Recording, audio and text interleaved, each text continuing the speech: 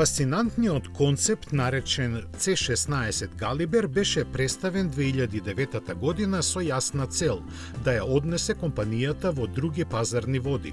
Требаше како единствен модел на марката да започне да се произведува некаде во 2014 или 15 година, откако сите планирани 450 примероци на Вейрон ќе се распродадат.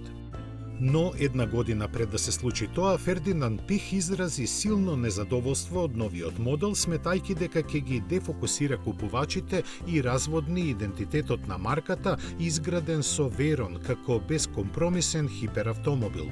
Насетувајќи го тоа, одговорните во Бугати веќе беа започнале со развојот на Широн, како предпазливост и резервна алтернатива во случај на откажување на Галибер.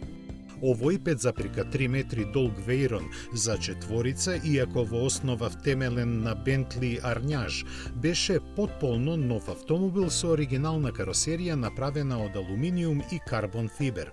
На предниот дел доминираа масивната хромирана маска со облик на потковица, а внимание привлекуваа и сложените светла. Имаше 5 врати и 8-литарски W16 мотор сместен напред, чиј поклопец се отвораше дводелно. За разлика од Вейрон, имаше 2 компресора за да се обезбеди поголем вртежен момент при ниски режими на работа, што подобро одговараше за ваква луксузна лимузина. Максималната сила, според некои извори, од 800, а според други 1000 конски сили, се пренесуваше на сите тркала, а можеше да користи и етанол како погонско гориво. Требаше да постигнува 380 км на час, а впечатлив детаљ беа и 8 издувни цевки.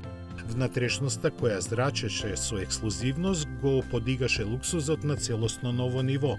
За разлика од минималистичкиот Вейрон, имаше голема дигитална инструмент табла и централен екран чувствителен на допир. Седиштата беа одвоени со средишна конзола која се протегаше низ целата должина на кабината, а посебен впечаток оставаше часовникот вреден $100,000, кој возачот можеше да го извади и носи на својата рака. Иако изгледа извонредно, од денешен аспект одлуката да не влезе во производство се чини оправдана.